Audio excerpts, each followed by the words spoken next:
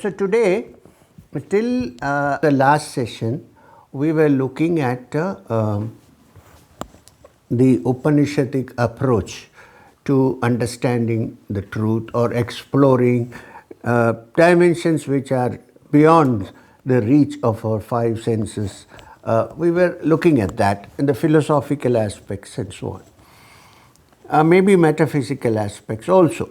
So today, I want to go into the psychological aspect of the same study. We don't have to particularly quote any scripture on this, but let me start by saying that the essence of the search is this. And what is that? The fundamental question, of course, about our true identity, one side. The other fundamental search that we all as human beings have, which is also discussed in the Upanishads, in the Gita, in other texts and so on, is the search for happiness. I don't think there's anyone who is not looking for happiness, be it a Jain or a Buddhist. In some approaches, one thinks that when the body is fully tortured, maybe it will find the truth. I don't fall into that category, but yes, sometimes to find the truth, to find happiness, one has to go through difficulties and some pains and sorrows. Like even if you want to get high ranks, you need to work very hard. Sometimes you can't sleep. So all these difficulties are there.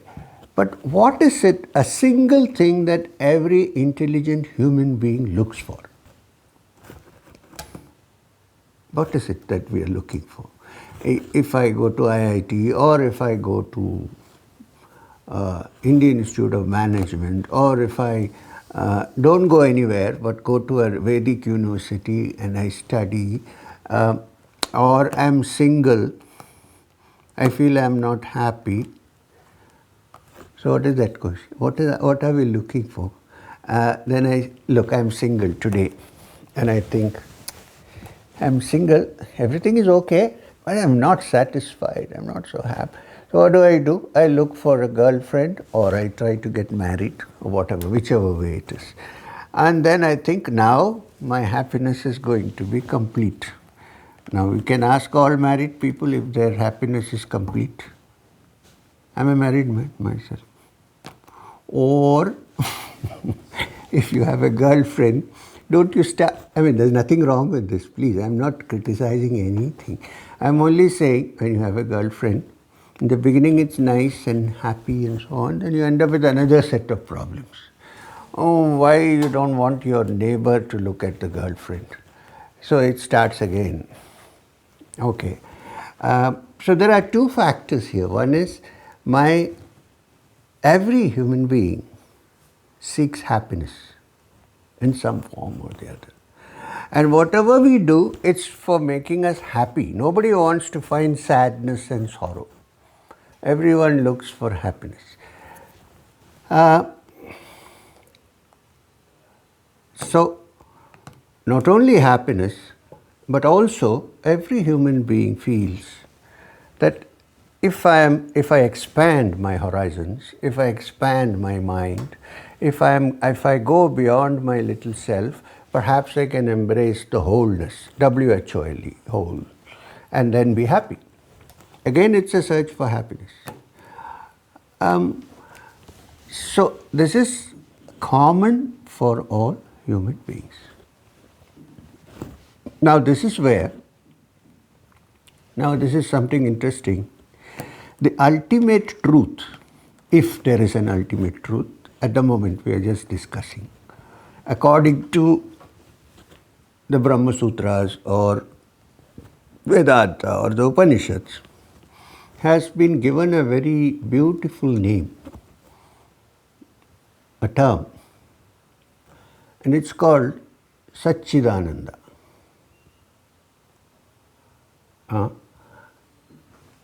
Now, Saccidananda is one word, but it's made up of 3 syllables. First syllable is Sat. Sat means that which is, is, always is, not something which is here today and gone tomorrow. The reality, or you can say the essence of all the variety that you see, the essence of unity among all these is also Sat, as opposed to what we think is reality. We think something is real. The question then comes, is it really real, or is it the impression that we gather through our senses? If you look at it carefully, we don't know anything about the world except what impressions are given to us by our sense organs. We really have no contact except through the sense organs. So when I see something, hear something, when I am in touch with something, I am dealing with the image built by my mind based on the inputs or based on the data gathered by my five senses, indriyas. Now this may be right, it may be wrong, it may be accurate, it may be inaccurate. Therefore, the image I have of the world generally tends to be inaccurate and relative. What I think about a particular thing, somebody else may be thinking about it in a different way altogether. The thing exists, but how it exists is given to us in different ways based on the data that we can get. And we have no other instruments of perception other than the five senses. These are the only things that can gather data. And then, of course, the mind can work on the data and produce an image which we call the blueprint of our rational existence or behavior or whatever. So when you say Sat, it means, is there an essence to all this? The images that we get in touch with in this world and call reality, or behind the appearances is there one single reality which is always there and which does not cease to exist even when that objects are destroyed or even when I am dead? Is there, now it is related in the Upanishads to the idea that the true identity in me, which is consciousness, exists even after death and doesn't end with the death of the physical body. Now, if there is something like that in me, I would call that a reality, Sat. And if in the essence of this entire variegated universe, there is some common reality, I would call that Sat. And Sat also means the essence. Now, the Upanishads say that Sat is also Chit. When you say Chit, it means it's not a material, inanimate object, but it is conscious. Consciousness is an important element of Sat, of the reality. So it's called Chit also. Chit means that which has the capacity to be aware. Chit. So in my true essence, if I look, or your true essence, there is one point is clear that we are all conscious. And consciousness is the connecting link. What you are conscious of, or in what way you are conscious, this may be different, but consciousness is there. I am conscious, I am aware. In a little different way, René Descartes put it as, I can doubt many things, but the existence of my doubting brain can never be in doubt. No, he said brain. I am saying I can doubt many things, but the existence of my conscious self can never be in doubt because I am doubting. So I must be there somewhere, doubting. So this essence in me, which is conscious. So the Upanishads, the great sages, the rishis said that this Sat or reality, which is the essence of my being, is conscious, not unconscious. It's conscious, not like a padartha, which means an object which is not conscious, like this book in front of me. Well, this book has many ideas in it, but not conspicuously conscious, let's put it that way. So that is Sat and Chit. Now the third word, which combines together to form Saccidananda, which the Vedanta says is the essence of all reality, or the reality itself, is Ananda. Now this everybody knows. We live in a world where Ananda is, or the desire for happiness, is being exploited every day, internet, everywhere, you see. How do you get attracted? Because somebody tempts us with something to enjoy. New designs, new clothes, new things, new food. When we were in school, we didn't know anything about a pizza, for instance, a pizza. Today, if you have to attract the youngsters, you can start a US pizza and everybody will gather there. Happiness, seeking happiness through pizzas. We used to seek happiness through dal roti, but it's okay. What I'm trying to say, the common point is, the wonderful jalebi that one has for breakfast in Banaras with hot milk, and the enjoyment one has in sex when you want to enjoy your senses, there's one basic element which is common, happiness. Some people are happy in the city. Some people find happiness in quietness, in solitude. What is the common point? Happiness. And what is the word used for happiness? Anandam. Ananda. Now, if that is our aim in life, whatever we do, we are trying to find some kind of happiness which cannot be destroyed, which will remain forever, which we can hold on always. Unfortunately, we can't. That's a different story. You may be happy for some time, then it changes slowly. Like for instance, I have a motorcycle, then a desire to have a car. It's also happiness. I desire to have, I feel, it's nice to drive, it will be very happy. Then after some time I decide my neighbor has a better car, so this is not so good. So my unhappiness has started. So I look for a better car. Well, it happens also when you choose partners sometimes. Let's not go into that. And then from the car, then I one day want to buy a Mercedes, an ultimate. Okay, I think now my happiness will be measured by the Mercedes that stands in my garage. It goes on. Or I get one PhD and then I try for another PhD and another PhD. Happiness. The common factor, if you look carefully, is happiness. But the happiness that we know in this world is something that comes and constantly moves and goes, and then our levels are different. We want more happiness at a different level, in a different degree. This is our life. This is what keeps life going, believe me. Otherwise, I would stay, I am a clerk in an office, I am very happy with it, I won't move. But the mind says, no, man, you have to become the superintendent. I move. Why? I get more salary, I have more position. I also have this ego of being in a position also plays a great part in happiness. It's not just a physical concept, it's a mental concept. I'm the boss of my office, so I'm happy. So, this desire for happiness is also the desire for expansion.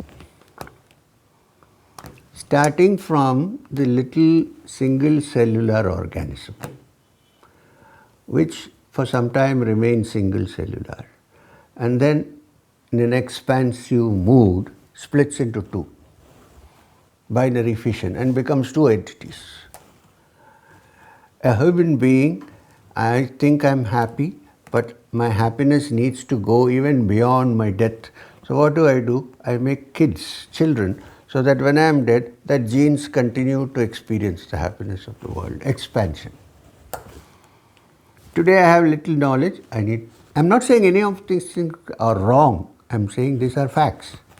Then, there's no wrong or right here. It's actuality. And then I expand. I want to know more. Unfortunately, This desire to expand and to become more and more happy never ends. It goes on till one day we are laid to rest. The ananda that we see continues till we are laid to rest. And then, of course, you write, if it's a Christian graveyard, James knows, they'll write RIP, rest in peace. Peace has come only then, or? Okay, anyway, rest in peace. But there's another definition for that. Rise if possible. RIP. I don't think anyone can accept the challenge. It's over. But we keep thinking, so this happiness is also the search which the student of Vedanta is involved in. While one begins to see the limitations and the conditioning of the happiness that we seek and keep wondering if there's something beyond which cannot be, which is not temporary and which is extensive and which is unending. So therefore there's a word in Vedanta for that. Anantam, anandam. Happiness that does not end, that has no end. But please don't think because it doesn't end, it becomes boring. No. That's a different story. It's not boring. Every day it's new. It's not as if it is old. You can't understand that Saccidananda and put it in your brain as a memory and say, oh, it's over. No. It's something that, if understood, is there every minute before us. It doesn't end. And the rishis say that even when the physical body ends, it does not end. We don't know. At the moment, we can only speculate, okay? Because I'm still alive. I'm dead, I'll tell you if I can, if it continues. Okay. So, there was a famous weaver saint in Banaras. You must have heard, everybody knows the great weaver saint in Banaras called Kabir Das, who has sung beautiful dohas and bhajans. And one of them, of course, is Ud Jayega Panchi Akela. The wonderful bird will fly alone finally. Can you understand? Can you get the idea of this? Ud Jayega Panchi Akela. Because when we come alone. When we go alone. Nobody goes with us. And if you realize that deep inside me is a caged bird, which at death breaks free from its cage, then it flies alone on into eternity. This is the song. Anyway, so Kabir Das also has one famous doha about which is very popular. And that is, I can't exactly remember the doha, but it doesn't matter. I'll tell you the meaning. If anybody knows, you can tell me. In the Himalayas, in the upper Himalayas, there is a particular kind of deer, D-E-E-R, deer, that lives in the upper Himalayas. It's a very short, statured one. It's called the Kasturi marga.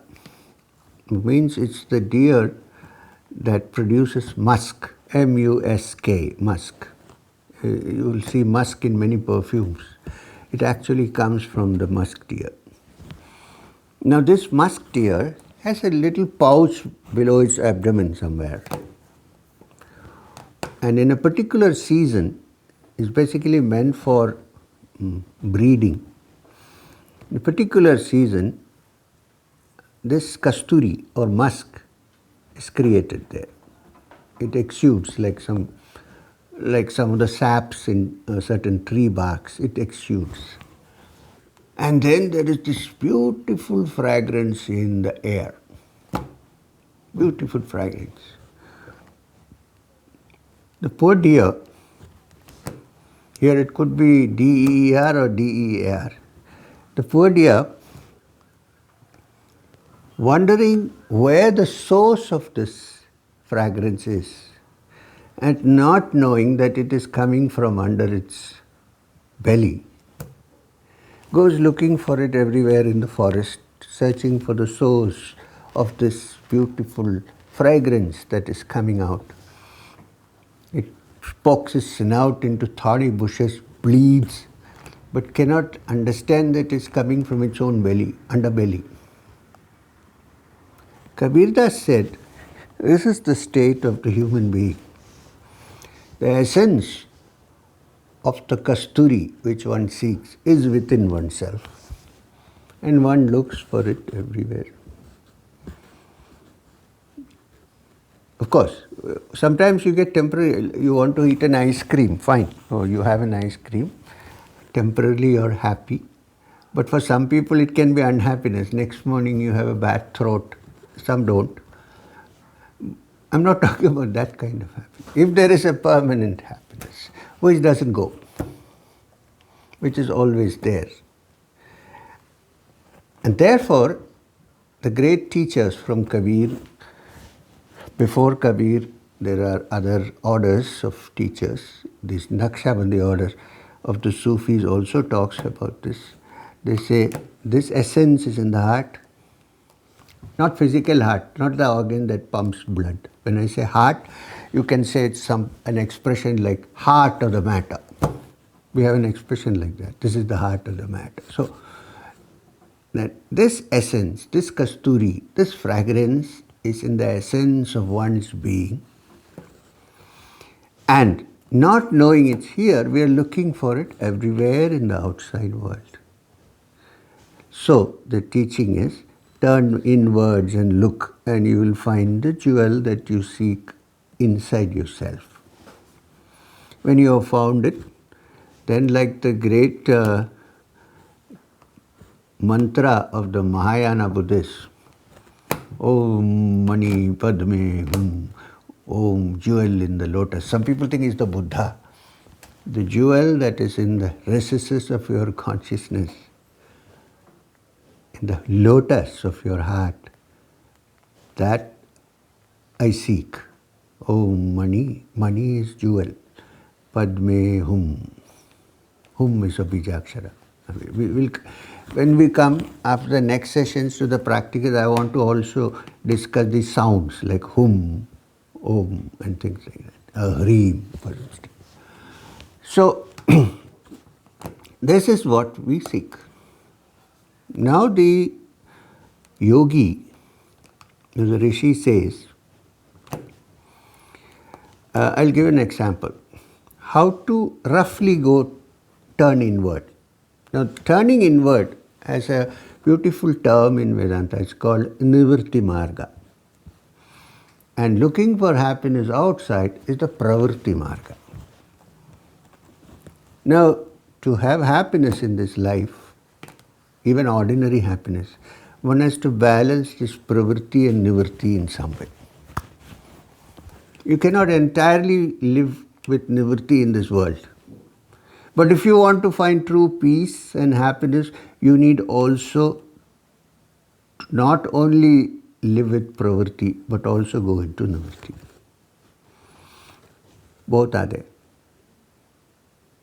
While I see this world, I sense this world, I experience this world, sometimes I should also halt and say, look, where is this happiness coming from? When I eat an apple and I enjoy it, is the happiness in the apple? Or is it that the apple activates my taste buds? And is it that the enjoyment is in the taste buds or in me? Who is enjoying the apple? In the same way, everything else, when I enjoy something, the happiness wells from within me, not from outside object, although it wells up when it is in touch with that object. Agreed. The yogis say, is there a way to touch the fountainhead of this happiness which wells up in little ways when you enjoy this world? Can you go to the whole? WHOLE. So this is the other way of inquiry into this. And this is very simple because everybody is searching for happiness. There's nobody, except that sometimes the serious search for happiness begins only when we are battered a bit by sorrow. This is why The first chapter of the Bhagavad-Gita is called Arjuna Vishada Yoga, the yoga of Arjuna's sorrow, or the yoga of Arjuna's insecurity, or the yoga of Arjuna's, unhappiness. And then from there it goes to the 18 chapters, one by one. The first drive is in the first chapter. Then the 18 holes are there after that. So, I'm talking about golf. So when we look at this, you realize that there must be some way to go within and find out. Okay, now what did the Buddha say when the first speech of Buddha, the first talk, the first teaching of the Buddha, where Sarnath, but there were only 5 or 6 people around, I don't know how many. Buddha said, desire is the root of all sorrow. And then he said, what is nirvana? Freedom from sorrow for all mankind. Now, the desire for happiness which comes is because there is a fountain of happiness in us. It is built into our mind to seek this happiness. The mistake is that you seek it outside and not within. That's the mistake. If one realizes this, then one finds the fountainhead. One can also enjoy the outside world, but knowing well that the real thing comes from inside. So, this is the search. And how does it translate? There is a beautiful, this search for happiness is also the search for completeness in us. Completeness. Somewhere deep down we know that there is some completeness in us which we are not getting anywhere. Everything looks incomplete. So in the ancient Vedas there is a beautiful statement. It's a mantra. It says, Purnamada, Purnamidam, Purnat Purnamaduchyate, Purnasya Purnamataya, Purnameva Vashishyate. Which means that, let me explain, that is complete. The completeness that we all seek. That is complete. Purnamada. Purnamidam. This is also complete. This is complete. Purnat Purnamaduchyate. From that completeness has come this completeness which we see. Purnasya Purnamataya. Even if this has been removed from that, Purnameva Avashishyate, it always remains complete. It's in the terms of physics, that this energy can neither be created nor destroyed, it remains always the same. This is not physics, but I'm just saying, similar to that. So, what does the Rishi mean by Purnamada? What is meant is, the source and origin of this entire universe, you, me, everyone, even the source of desire for happiness, is always complete out there. The source is complete. From where we have come, from where our minds have emerged, the ultimate source is Purna. Now there is, you can play with the word. Purna can also be called Shunya. But I like Purna because it means complete. Shunya is also complete because it is all pervading. But these are two terms. So that is complete. And this world we live in, with our different personalities, has emerged from that completeness. Therefore, in true essence, this is also complete. But that is not our daily experience. We are incomplete. However much we have, we still think we are incomplete. Ask the millionaires and billionaires, are they happy with the money they have? No. Why? They want more. they want more happiness, they want more completeness, they want to feel they are more expanded.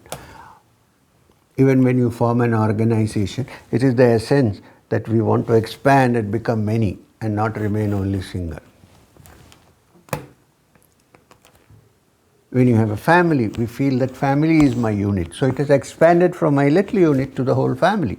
So this innate desire to find that completeness, which Vedanta says is Saccidananda, is built in every one of us. Kabir said, true, but that completeness that you seek is inside you. You can't find it anywhere outside. If you touch that, then you also see it outside. First, it has to be touched inside. Now, I give you a couple of examples.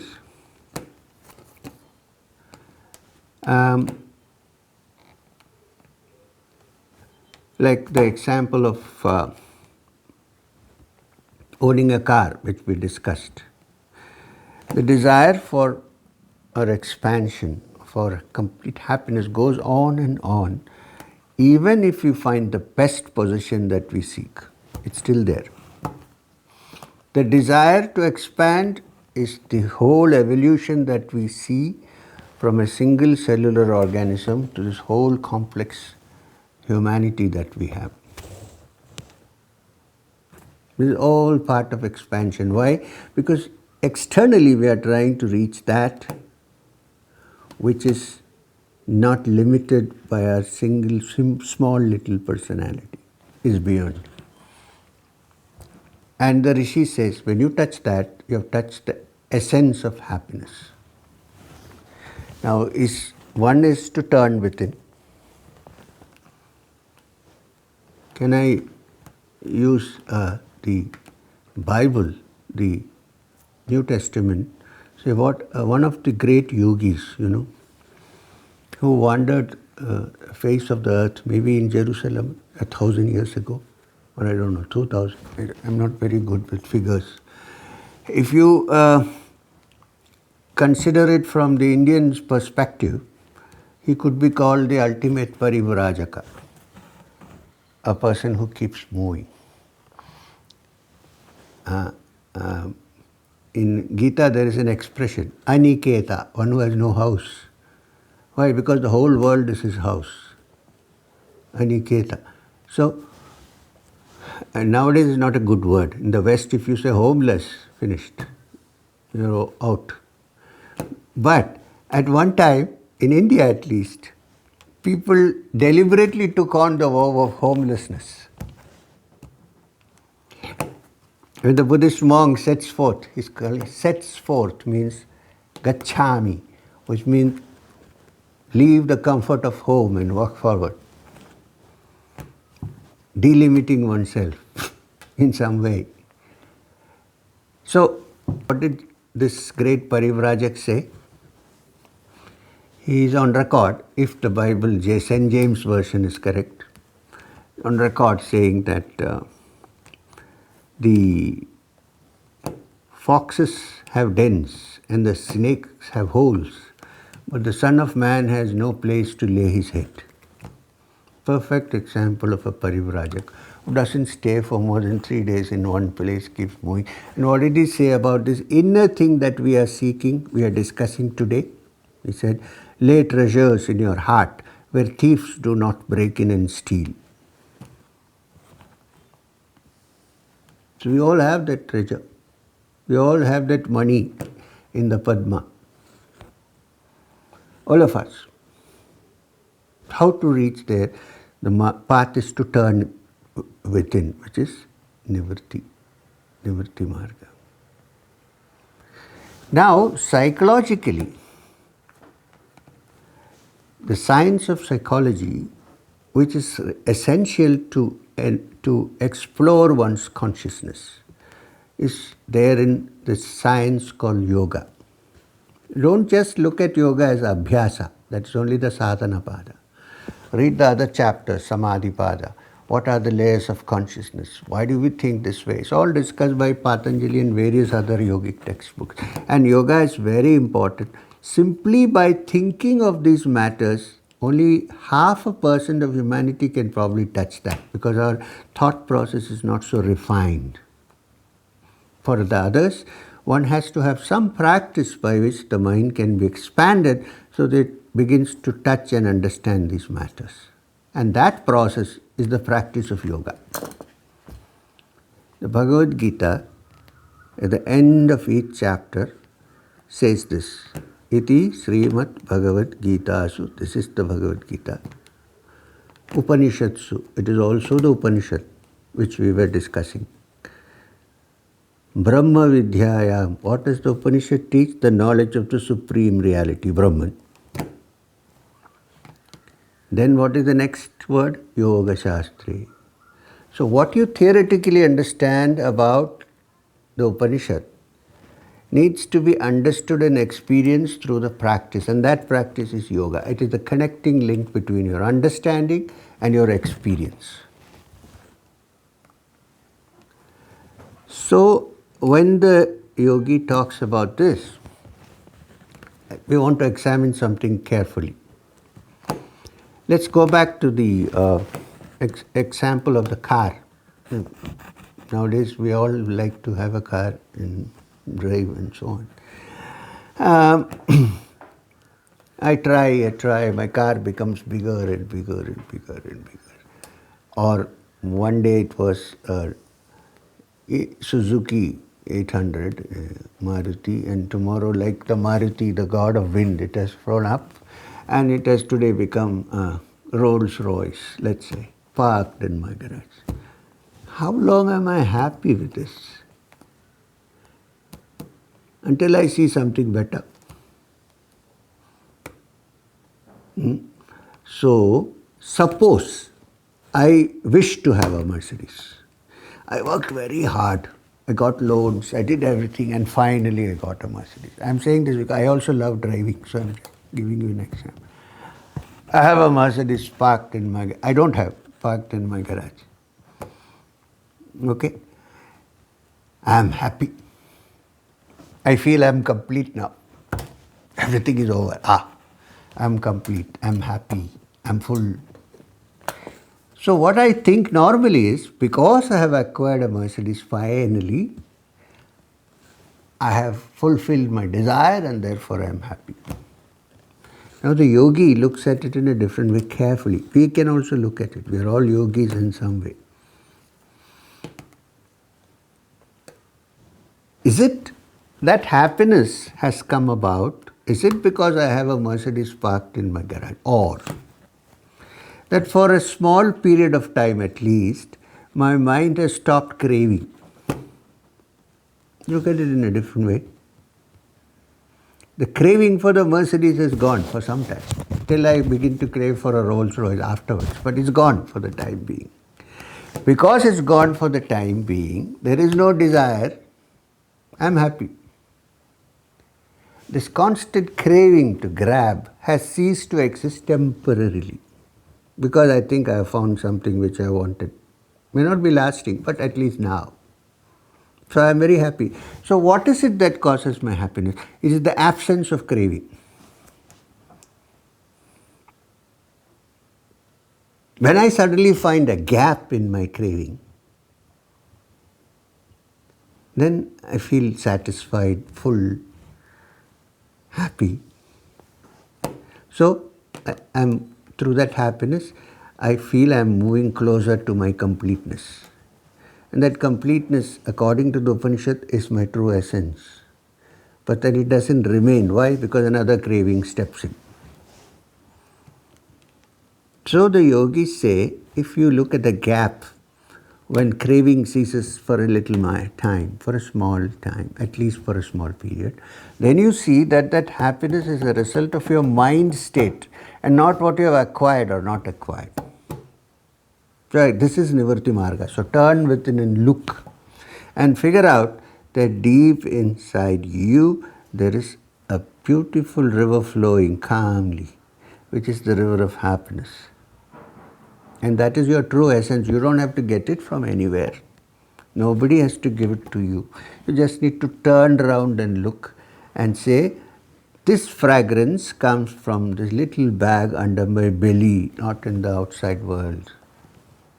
And when the outside world is happy, it's actually sharing that fragrance in some way.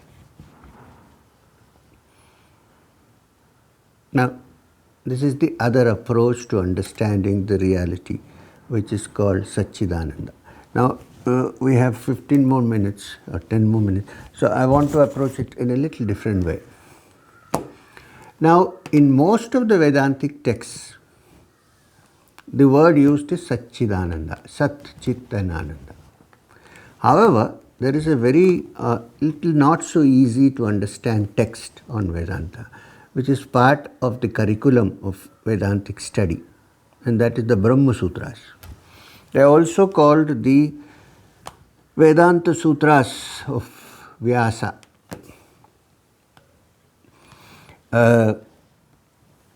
It's difficult. It begins straight away going to the subject. Atato Brahma Jijnasa. Here begins the understanding of the Brahman. Tough text to read. However, why I am saying this is because in the Brahma Sutras, Vyasa has used a substitute term for Saccidananda. And that term is Asti Bhadi Priya. Asti Bhadi Priya. Asti means that which is always, is, as opposed to things which are now but not there tomorrow. Or the isness when nothing else is happening. The awareness, the pure awareness, I exist, finished, nothing else. What other things exist? Not, nothing. And that is behind all states of consciousness, because without awareness you cannot have any other state of consciousness. You have to be aware. Asti. Bhati. It is self-illumined and conscious. Bhati means it is conscious. It's not an unconscious matter. It's conscious and it is self-aware. And what is the third quality that distinguishes the essence of our being? Priya. What is this Priya? I think for us, most of us, Asti and Bhadi are difficult to understand, but Priya is very easy to understand. I love my child, Priya. I love something. You say, oh, I'm very fond of Priya. So Priya is love, affection. Priya is that feeling in us which has love for somebody else. Or I think that is dear to me. D-E-A-R, dear. This we can understand better than Asti and Bhadi. So when Vyasa said Asti Bhadi Priya, I think we should start with Priya, Bhadi and then go to Asti. Probably this way. Because Priya is somewhat easy to understand because we understand some kind of Priya, if it's not the ultimate Priya. It's common to all of us. And this cannot be defined or explained. It can only be felt. That we will all agree. How do you explain it? There are two young people standing in the bus stop. Okay? Boy and girl. Could be otherwise also, but let's say boy and girl. Standing in the bus stop. Looking at each other. Not talking. What is happening between them? Of course, it's also a chemical hormonal affair, but forget that, the reason. What's happening to them? Nobody knows. You ask them what's happening, they don't know what's happening, but they are looking at each other for an hour and not even saying a word. Maybe still on the cell phone, but looking. A movie called Kuch Kuch Hota Hai. Nobody knows kya hota hai. Kuch Kuch Hota Hai. Now this is ordinary Priya. Ordinary, let's say biological love. Even that we cannot understand. We can only say something is happening. So can the limited mind in its present stage understand the ultimate Priya? It's difficult. So what happens when the mind stops all grasping and becomes quiet? Then perhaps there's an understanding of what that Priya actually is, and is not different from Saccidananda. Which is why in some schools of thought they said that the path of devotion is better than the path of inquiry. I'm not totally subscribing to this. I'm saying that there are some schools of thought who say the path of devotion. Why? Because that can be understood easily by human beings like us. Because we know what is love, we know what is affection, at least to some extent. It may be limited. Then from there you extend that affection to that which is beyond. And perhaps one day the mind breaks out of its limitations. Why am I saying perhaps? Because if I make a definite statement, my ego has grown big. So one of the ways is to cut that. For bachelors, I have an advice. If you need to cut your ego, get married. One of the best things to have. It's a nice thing. You're no more sure of yourself. So, I think now we will wind up this session and we are open to question answers for half an hour. So, questions, please. Can I ask a question? Who is Ankit? Namaste, Guruji. Namaste, Ankit. Yeah, tell me.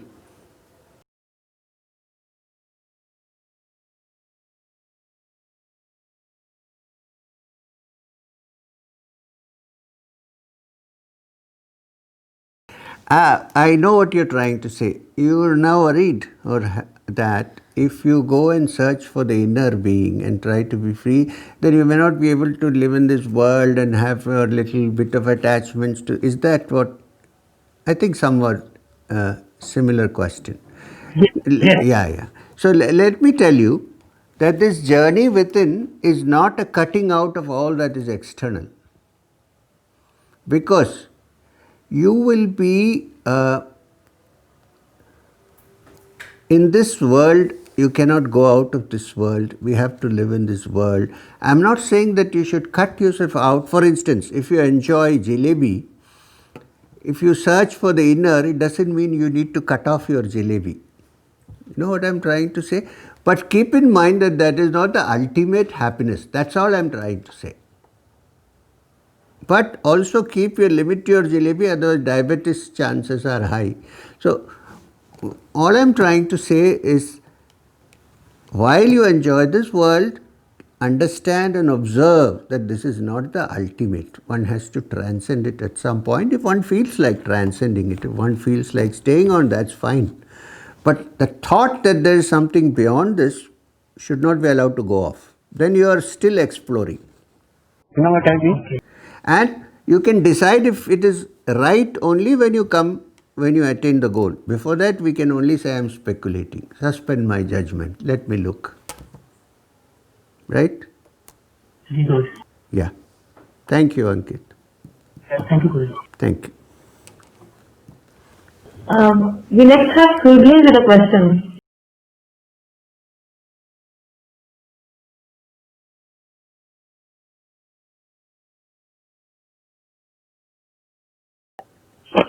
Sir, you just explained that how when we get something which we are desiring, and then for that small period of time, the absence of craving is happiness. So is happiness equal to contentment? Very close to contentment, which is so difficult, this contentment. Santosha is so difficult because we think that our happiness depends on acquiring more and more. But the fact is, real happiness is when you are not acquiring. When you acquire something, the happiness that takes place is that temporarily you feel I have acquired, so there is happiness. But it doesn't stop there. You will acquire more. So contentment is a very good beginning. Yeah. But then contentment should not become an excuse for laziness. Sometimes you're so lazy to do anything, I am content. No, not like that. Not that laziness is bad. I think laziness is also a good thing. There's nothing wrong with laziness. In fact, I am a very lazy man. I hardly do much work. Now I'm sitting here 1.5 hours. After this, I just sit in the garden and do nothing.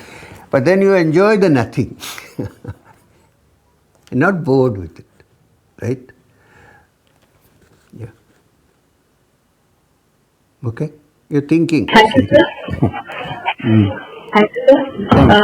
Kumud has a question. Who? Kumud. Kumud.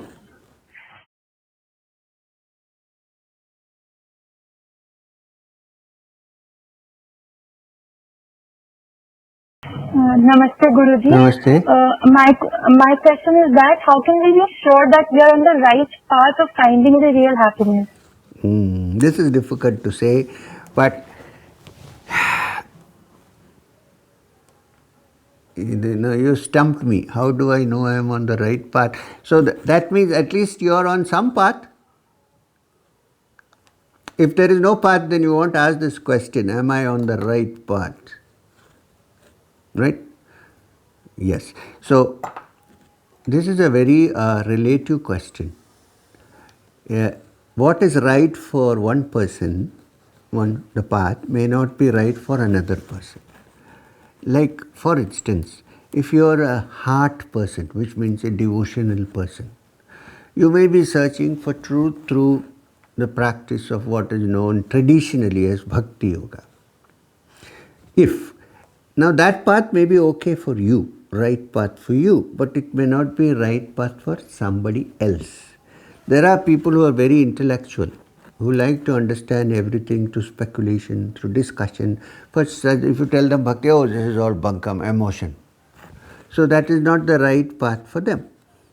So I would say the right way of thinking, not the path, is that since the truth which we are exploring is infinite, there might be infinite ways to move forward to explore it. And also usually the question, is it a right path, is because is it causing me inconvenience, is it causing me pain, it's causing me trouble, so is this the right path? That's also another reason why people have this question. So if you're seriously looking for the truth, then you should also be ready to bear with the difficulties that come in tow.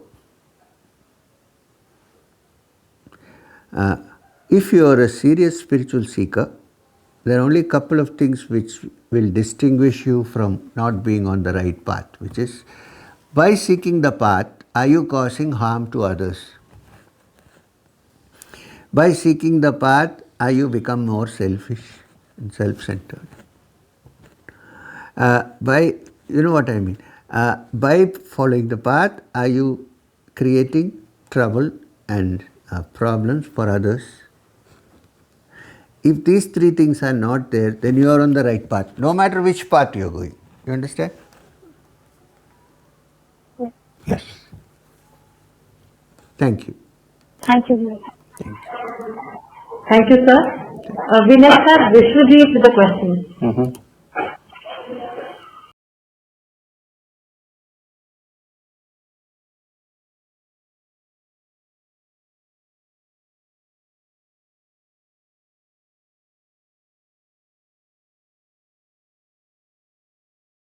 So namaste, sir. Namaste. My question, so you mentioned about that absence of any craving is basically constant happiness. But normally if we think of happiness as dopamine release physically, then we usually say that if some goal is met or some desire is met, then that amounts to happiness. But now we are saying that absence of any goal and absence of No, anything wait a of minute. that sort. No.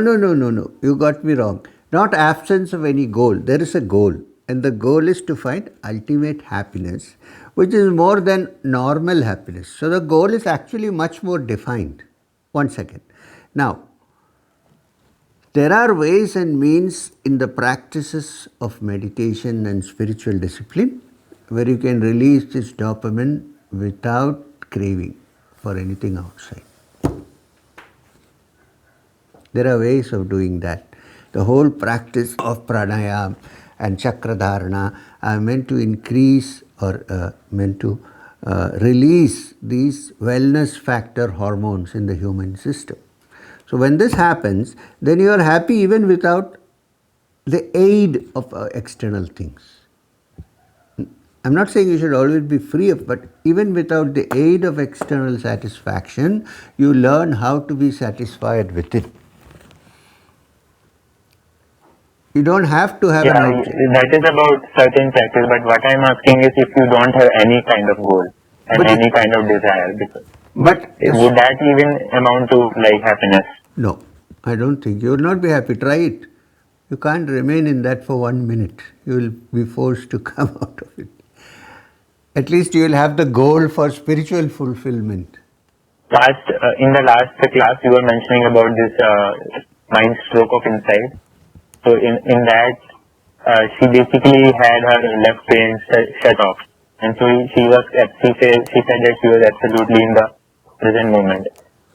So in that case, then she actually experienced happiness and expansiveness. Little bit, not the ultimate happiness, but at least her consciousness expanded a little more than before, and she could feel herself outside her body. Yes. Not outside her body, but also outside her body. The limitations of space and time were removed for some time. So now, in yoga, there are mechanisms by which this can be brought about without a hemorrhage, without a brain hemorrhage.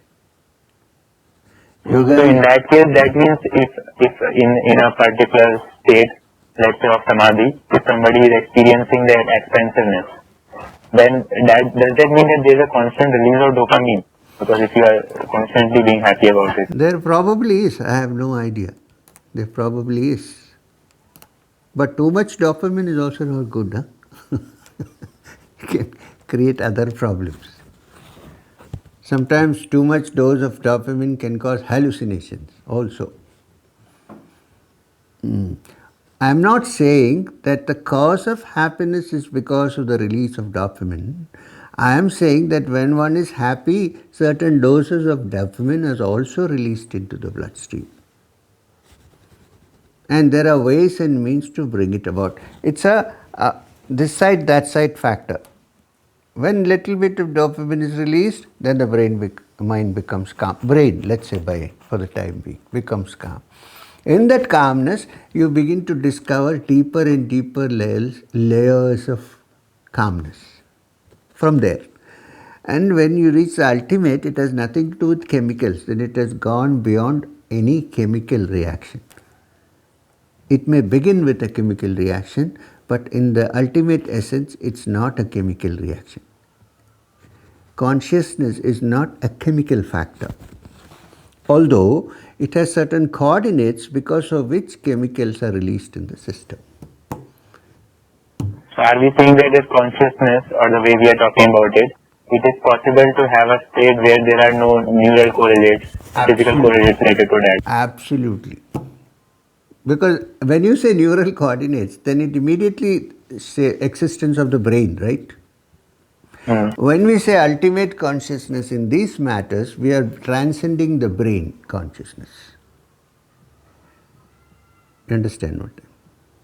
The brain may detect it, but we are transcending the limitations of the neurological process. Okay. Give it thought. I understand. So just one thing. You were saying that we only take sensory input from 5 senses. If we are able to transcend our brain, then does that mean we could also transcend the taking of input?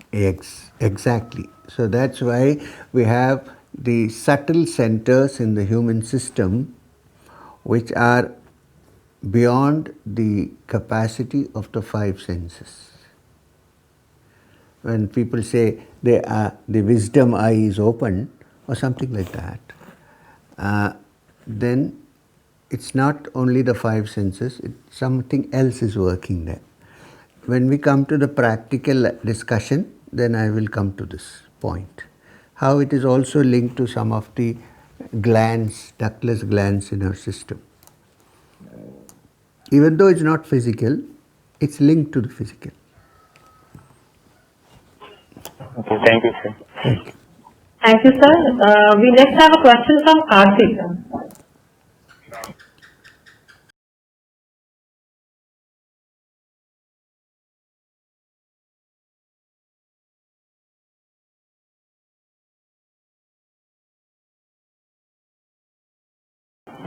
Namaste, Guruji. Namaste.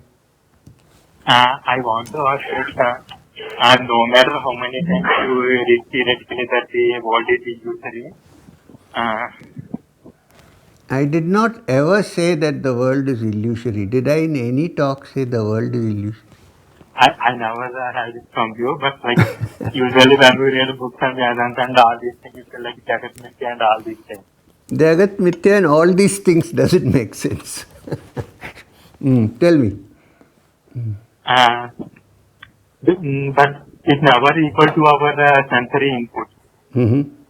We always feel that our sensory input, what we are getting the information for our sensory input is real. Right. So can we augment our meditation using the different techniques like virtual reality and all these things? Is it okay for that? Of course. I'm also trying to work out some such things so that you see what is virtual. If you see virtual reality, then you will know that what you think is real may also be virtual. In some way. You get what I'm trying to say? I'm not saying that the world is an illusion. As long as it lasts, it's not an illusion. When you transcend it, then you see that it is not permanent. See, when you say the world is an illusion, it's a wrong understanding of Vedanta. What Vedanta says is that the world is temporary. And being temporary, when something is not permanent, then it cannot be real. That's what is the argument. As long as it lasts, I go with Madhva. The world is real. As you proceed, then you begin to see the uncertainty of the real world. And then you begin to go beyond and say, is this possible? Is there some other reality which is better and more than what we think is reality here? I hope you think about it. Okay?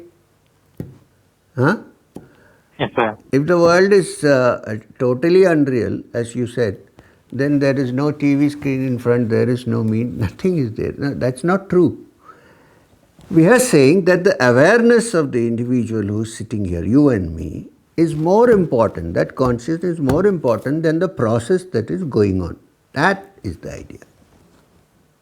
Get? Sir. Yeah. Thank you, sir. We now have a question from Gajanan Verma.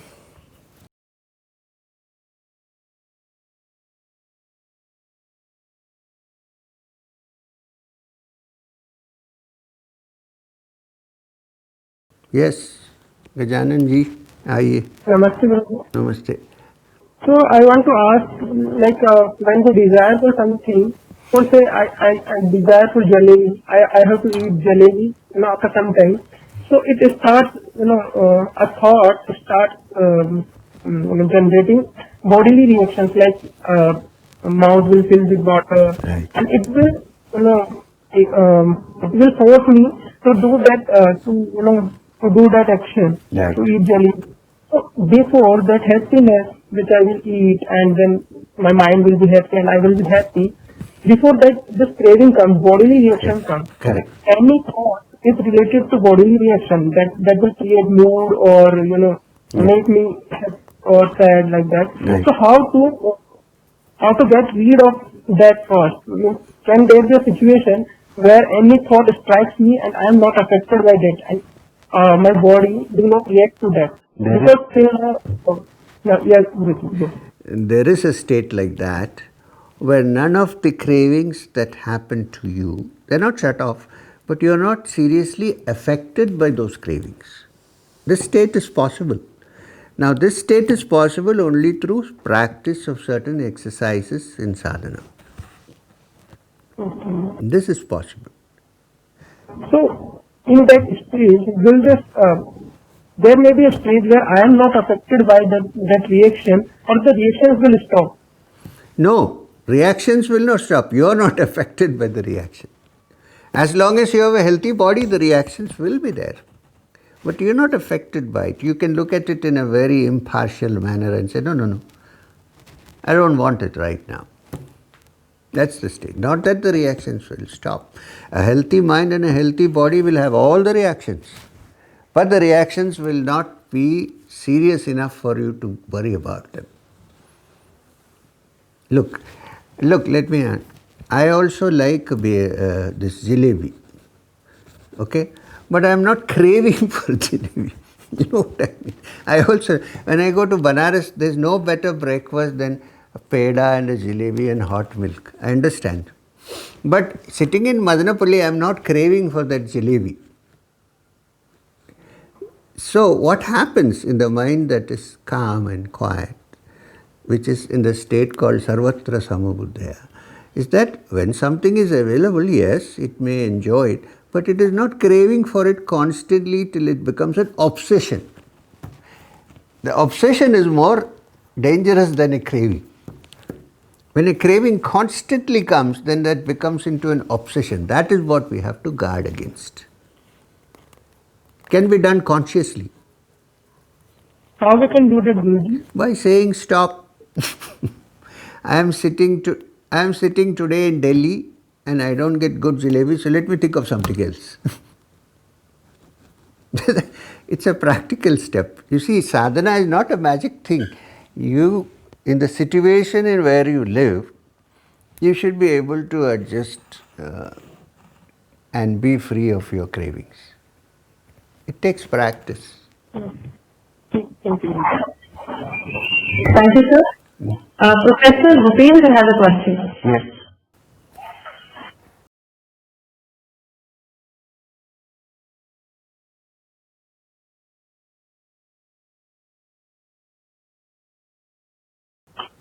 Pranam Shyam, while you were, Professor. We are back again. yes, आपने अभी जो you created or rather referred to a term Sat-chit-ananda and then another one, and then I was wondering in Srimad Bhagavad-Gita there is Sthit-prajna. So is that also a kind of the same, or although there is no उसका संधि विच्छेद करें तो उसमें there is no joy word coming in, but the way it is brought out, it seems kind of a rock solid understanding where the self is kind of not shakeable, will not. I got it. The word sthita prajna in the Gita is explained by Krishna in some other verse as sarvatra samabuddhaya, which means, is it possible for us through training and through understanding to keep our minds tranquil under all circumstances? Because in this life there will be sometimes sorrow, there will be happiness, sometimes we will get what we want, sometimes we won't, so there are disappointments. Everything is there in this. We cannot shut off that, it is there. The sthita prajna is a person who in the midst of all these circumstances remains steady, which means just because he could not acquire something, he doesn't go into depression.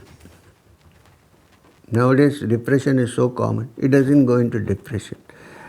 And just when he attains or he acquires something which he desires, he doesn't go into high BP. He remains.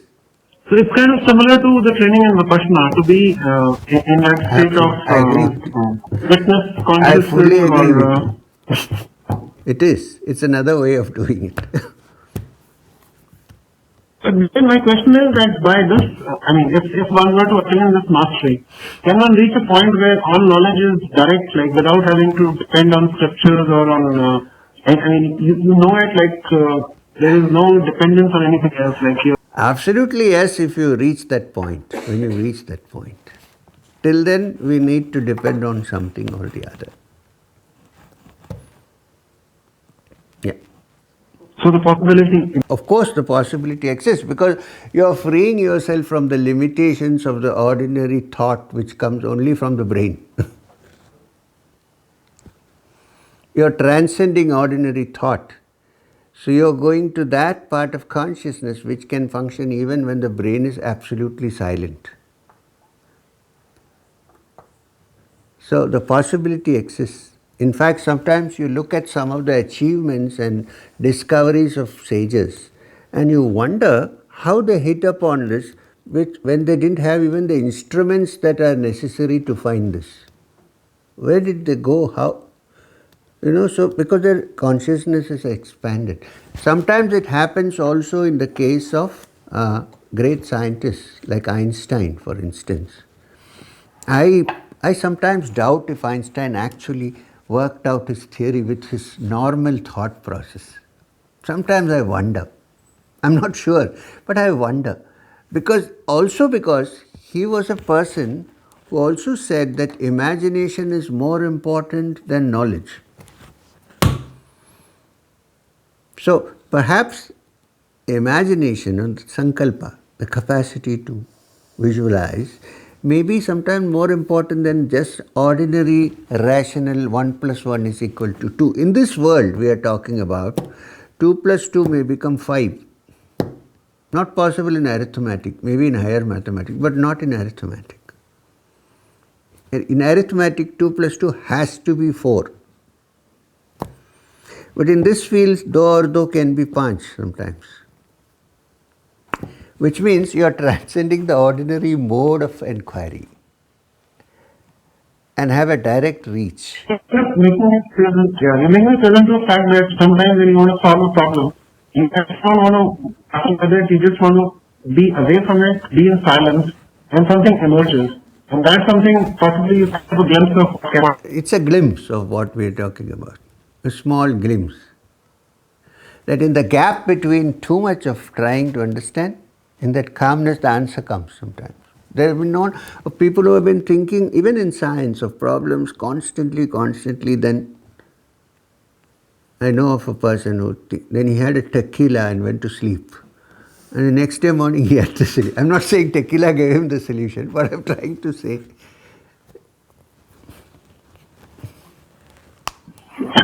Yeah. Yes, sir. Thank you, sir. Any more questions? Manjeet, As you like. please go ahead. Okay. Namaste.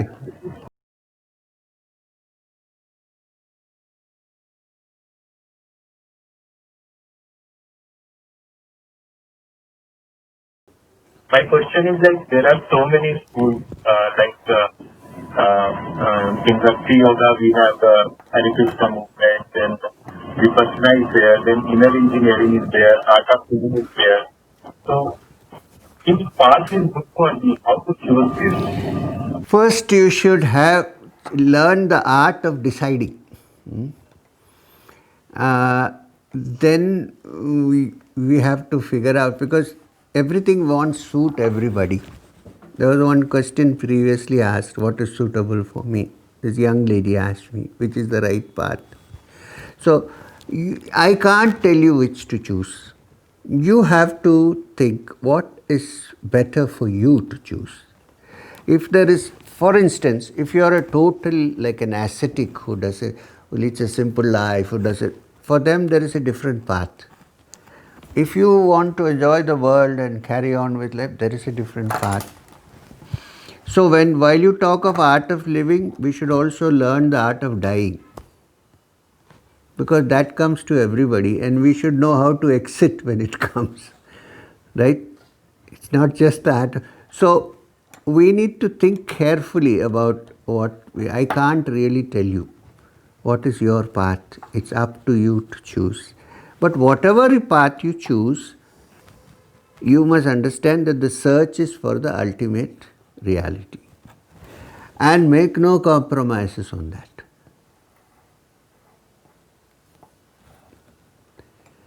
So Guruji, it's like if I am taking the path of Vipassana, suppose means I am quite confused, like I am in the right path because there are also the paths are available. So that is making me confused. I really cannot answer this question for you because you have to decide. Look, how did you choose IIT Delhi? There must be some reason. It can't be just an accident. So in the same way, in a very sane manner, practical manner, look at all these teachings that are there, read them, understand them, don't fall for anything at the moment, go for them and then decide what could be good for you. I would advise anybody against going into a path that is excessively emotional or excessively hysterical. You know what I mean. A sober, clear thinking path with the practical methods of meditation is better than falling into something from which you will find it difficult to recover later. Keep this in mind before you choose. Yeah. Thank you, man. Thank you, sir. So we have 3 more minutes and we have one question. But Professor Garg wanted to say something. Yeah, so the question is by him only, Professor Rahul Garg. Yeah.